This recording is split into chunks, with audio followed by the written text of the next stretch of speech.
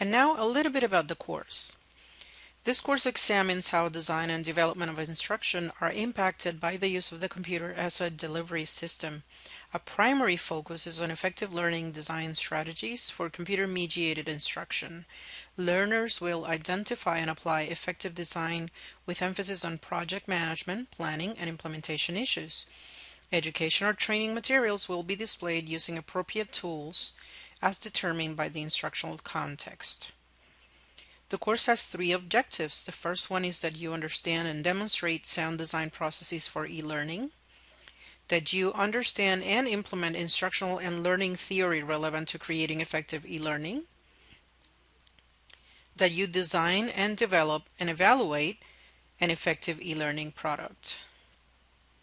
For the readings in this book, we're going to have E-Learning by Design by William Horton.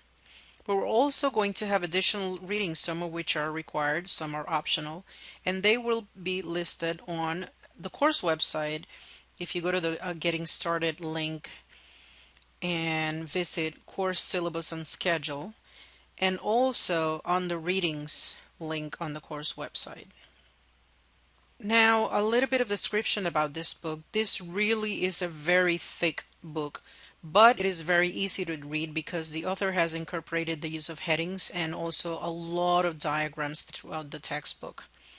The other advantage of this book is that it shows examples of what the author is explaining at any given time, and it indicates what technology was used to develop the examples. And I wanted to share with you some suggestions that I've found that have helped a lot in making progress through a reading intensive course. So if you have access to screen readers, so for example, I'm more familiar with VoiceOver on the iPhone, iOS platform.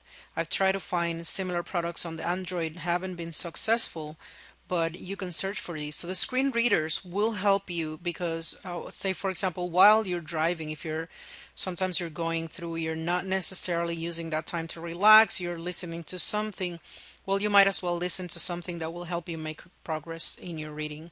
So when you're using a screen reader, know your commands.